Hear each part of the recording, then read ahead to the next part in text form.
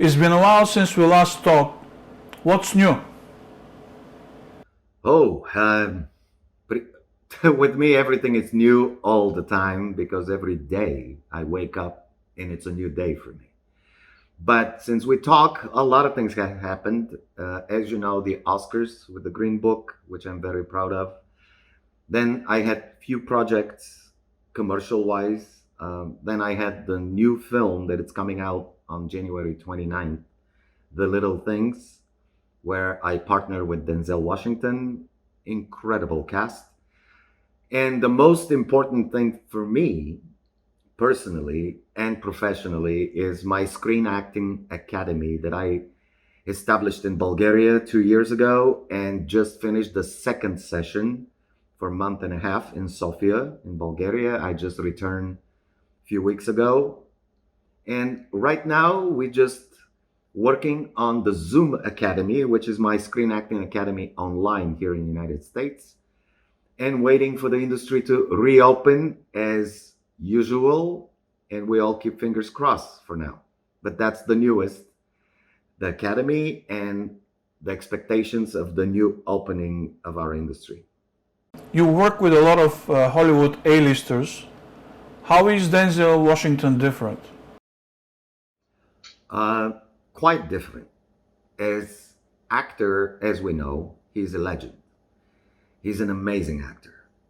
Personally, he has his own little secrets, his own little preferences. I heard a lot about him before I worked with him, but it was quite an experience to get everything from first hand. So it's a person who has his very private and very special requirements while he's on set working. And it's not only with me, it's with everybody. And that's obviously his own approach, his own understanding, and his own preference. So, what happened was when I arrived in the first day of our filming, in my trailer where I supposed to be staying, there was a memo, a list, about a page of what I need to know about Denzel and working with him. Letter size or legal size? Well, let's say letter size. It was just few bullet points that I need to be familiar with and follow. First and foremost was my phone. I cannot carry my phone on set. I have to leave it at the caravan, at the trailer, and it has to be turned off and locked in, which no pictures, no phone calls. And usually I don't take my phone on set. But this time it was a requirement that I had to follow. The second thing was I have to be on set at least 10 minutes prior to the time when Denzel Washington is going to show on set. I have to be ready. I have to be on my mark. I have to be prepared. Then the next bullet was I cannot approach in any way Denzel. I cannot ask questions. I cannot say hello until he does. My distance that I have to keep from him is at least 8 to 10 feet away. And if I have any question for him, I cannot ask directly. I have to ask the director or his personal assistant. And then hopefully I will receive the question, either the answer of my question, either from him or from the director, from the assistant. So those are requirements that I do understand artistically. And something very interesting, when I was on set in the very first scene, we filming in a real location in the hotel, and I'm the receptionist and manager of the hotel. So the scene is he needs to walk in and require a room that I have to give him the key for the room and I have to take the money and so on. And it's a very close proximity scene. We're literally face to face with each other. And it's a scene good 3 to 4 to 5 minutes long. So when I was on set, we had to rehearse first.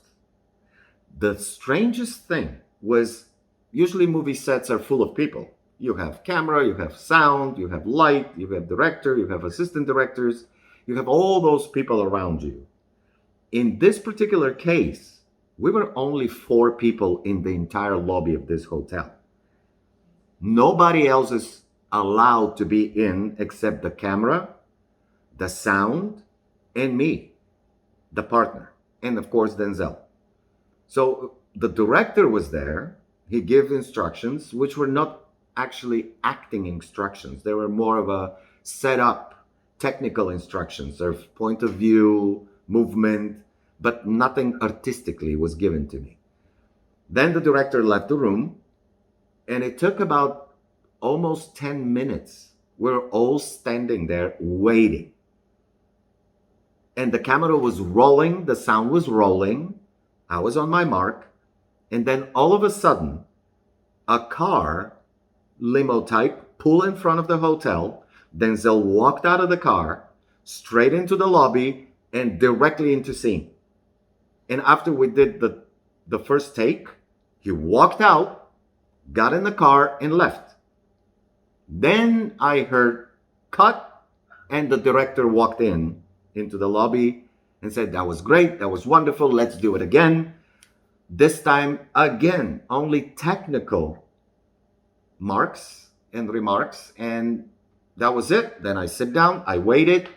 There's another 5-6 minutes. The car pulled back into the front. Denzel got out of the car, walked in, did his scene, walked out, and this continued for another 5 takes. And there was no artistic suggestions. There were not any corrections. There was nothing really to say, okay, I've been directed. That was a weird scene. That was the first scene. I mean, we had 3 scenes altogether, but that was my very first scene, my very first experience.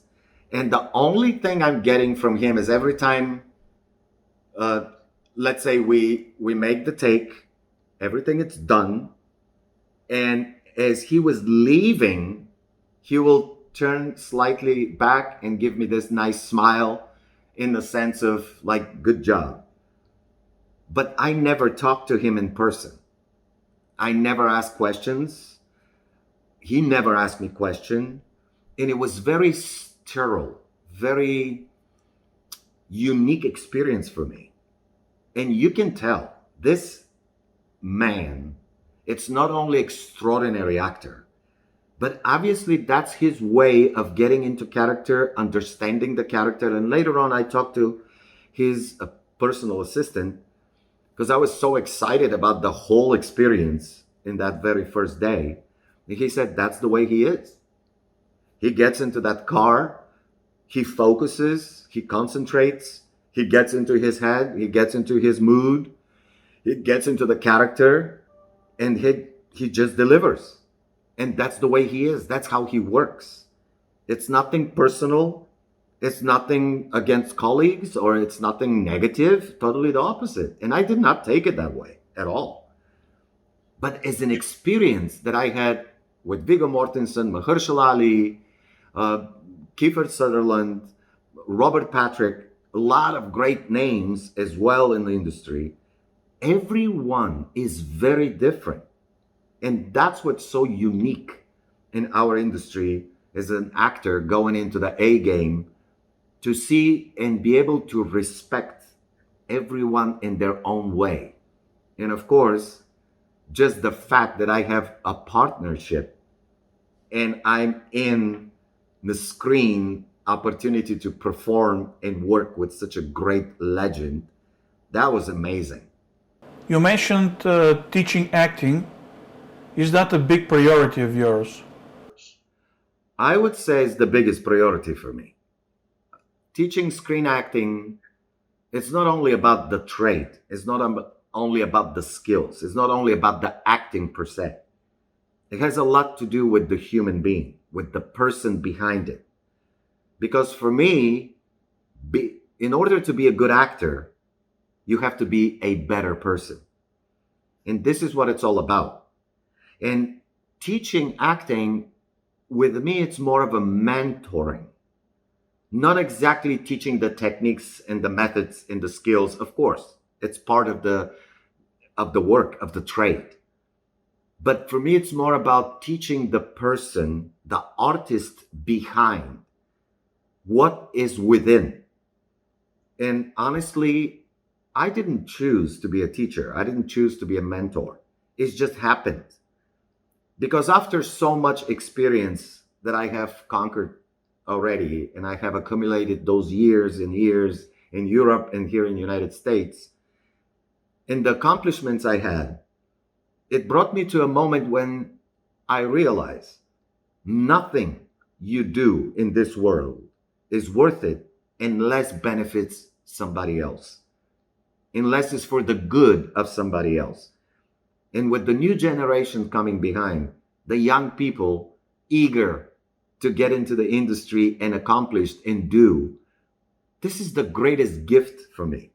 To be able to help them with my experience, professional and personal, to get into the game faster, better, and accomplish way more than I have. And this is my reward. Teaching is a reward for me. Why are your students so successful? Oh, well, well, it has a lot to do with the students themselves, their talent, their understanding, because here is what is important for me. I've been teaching for a long time. Some of the state universities here in California, I've been invited to do mentoring, to do master classes, to do workshops. And I realize one thing. A lot of my colleagues, teachers, most of the time, their practice is to teach the students what to do, what to think. It's not with me. What I do is I teach the students how to think. They have to have their own personal understanding. Because in our industry, different than many others, is the uniqueness of the individual, of the person itself. And if you don't understand your own self, and you don't understand your own qualities and talents, and you don't realize them, and learn how to use them and how to put them into practice, then there's no reason even to get into this industry. So you're helping them in a way to find themselves. First of all, and then to be proudly themselves. And when we talk nowadays about diversity, we talk about uniqueness, that's what it's all about. You know, I understand you're part of a team, but individually you're part of this team. Because when tomorrow you go to a casting, yes, this is your team, but there is one role. So you're a unique part of a team. Absolutely. And this individuality is great. And if you find common sense with a lot of people and you find a common reason with other people, that's wonderful. But never forget your uniqueness, your personal uniqueness as an individual. Because on this line of business, there is only one role for one actor. And you can have a great friend next to you who is amazing actor as well. I don't think anybody will step aside and say, you know, I refuse to take the part. I'm giving it to my friend.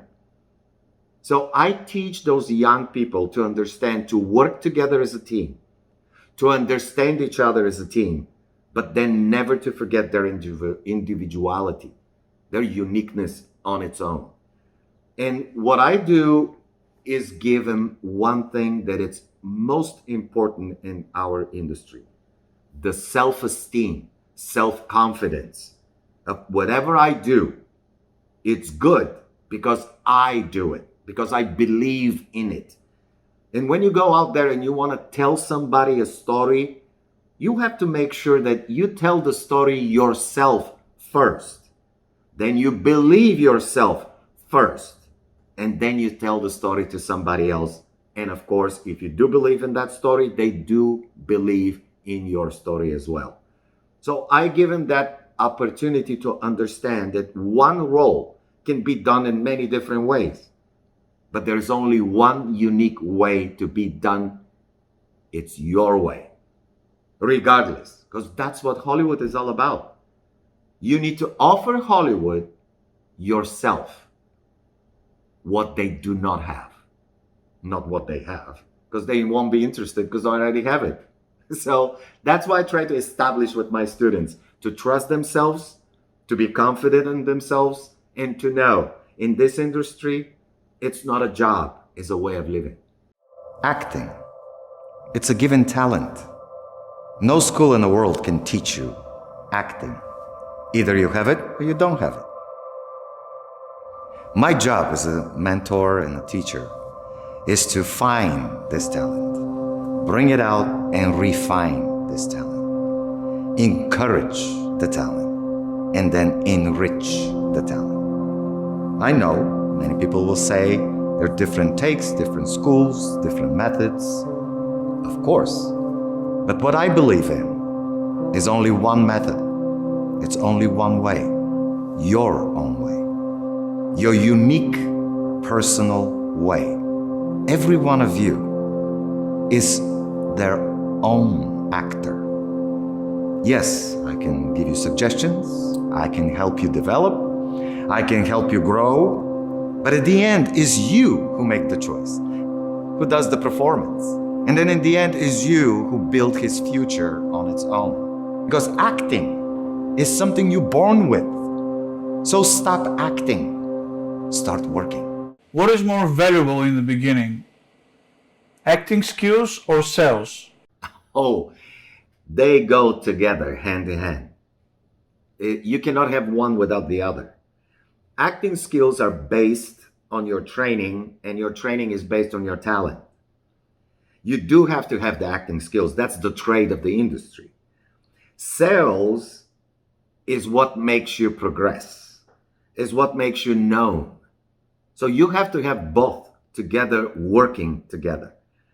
And it's very difficult, especially for young actors, to sell themselves, to put themselves on the market so they can kind of be able to show the skills, to be able to present those skills. Can you point out some common mistakes? One of the most common mistakes in this case is people, especially young actors, have no experience in the industry yet. So what they do, they focus so much on acting. They get possessed with acting. So the only thing they think about is acting, get the audition, get the casting, go to castings, get the job, get the job, get the job, without even thinking that takes time. Not only takes the skill of presenting yourself in the right, unique way. And when you only devote it to acting without anything else, it becomes this, you look desperate. All of a sudden you go to a casting, you go for your audition, and you're so focused on getting the job that you forget about your understanding, about your skill, about your talent, to be calm, to be relaxed, to be focused. And usually this is where casting directors say, looks like a trouble, looks like someone who is so desperate. You're trying too hard. You're trying too hard to please them instead of being yourself and having that confidence and calmness and show best of you at the moment. So it takes time to understand. And the more you get into the industry, the more you work, naturally those things start coming natural to you. But that's the most common mistakes. They're so focused on acting that they start forgetting about themselves. And that's a mistake. How was your life and business affected by the pandemic? Quite a bit. Not only me, the whole world right now, it's in this turmoil of reinventing themselves. Because for me, it was in a way a good moment of realization to be able to stop and understand actually what I'm doing right, what I'm doing wrong, and kind of to overview my past and kind of redirect myself to a new present. In many ways, of course, we were hit very hard in the industry without personal connection, without personal experience. In our industry is quite different. But at the same time, I think for me, it's kind of hard to say that it was a good thing. It wasn't.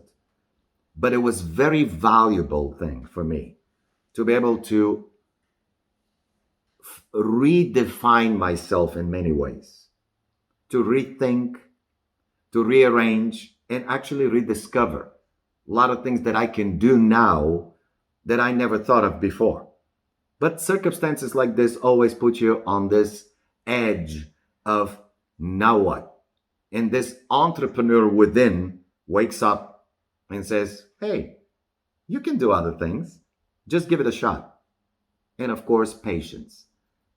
A lot of patience. And that's one of the most valuable things I learned.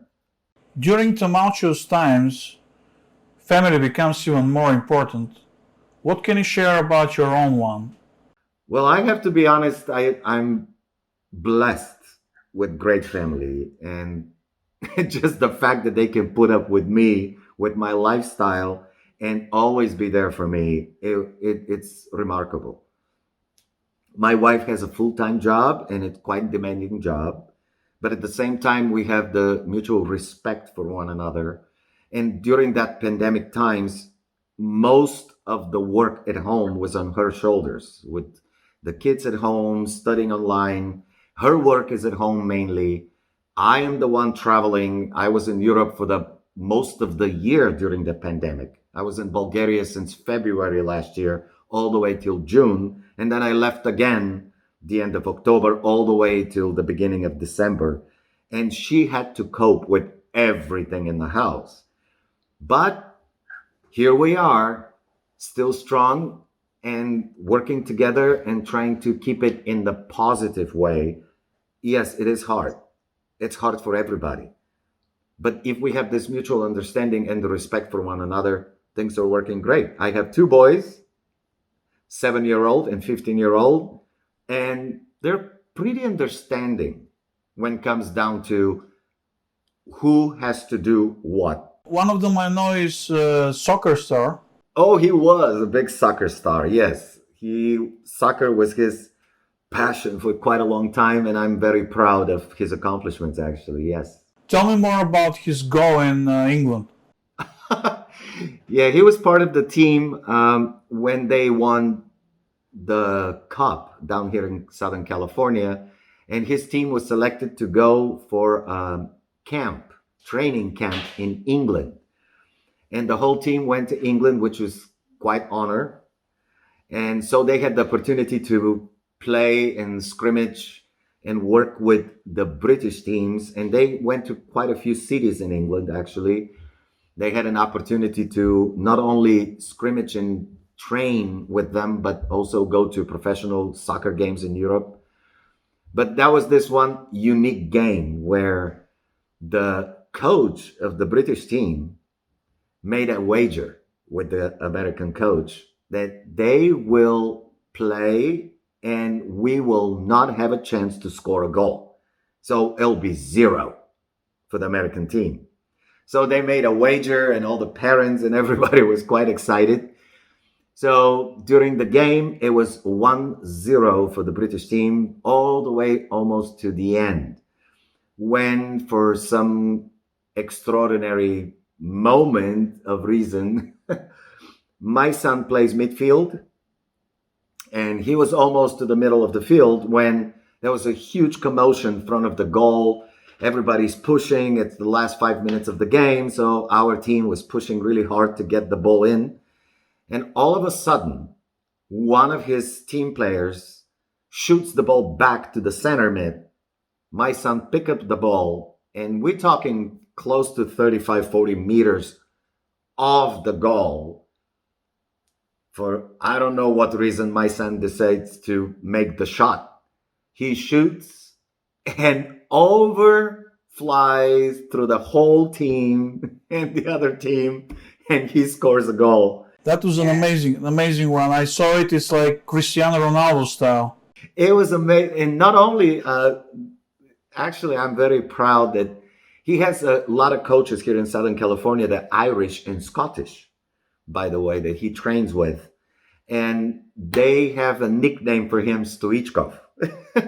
Stoichkov. Yes, and he was actually the only one on his team that can shoot with both legs, left and right. America has become dangerously polarized over politics. What's your take on that? Honestly, I'm not a fan of talking politics. And the simple reason is this. If I have to lie, I'd rather lie beautifully and pretty. And that's why I'm an actor. But definitely the situation right now that is in the United States is disturbing. Disturbing from both sides. And I have to be honest with you. For me, there is no left and right, blue, red, green, orange. For me, it's the human being. I came to the United States to be myself and to try to see what I can do in a country that nobody knows me, nothing I know of, and if I can be able to make it on my own, the way I see it, the way I feel it, and the way I believe in it. So I see people as people everywhere. Their religious ideas, political ideas, what they believe in, what they trust in, what they proclaim to be, it's wonderful. I admire all. But in the basic and the core of all, we're all human beings that we want all just the same. Good life, good opportunity, great future for our children and our careers.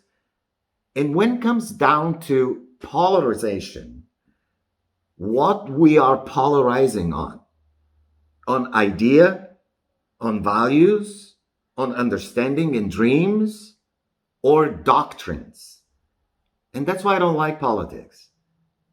To me, I live in a neighborhood that, as we all know, America is a melting pot. I have Chinese friends, I have Arabs, I have Mexicans, I have all kinds.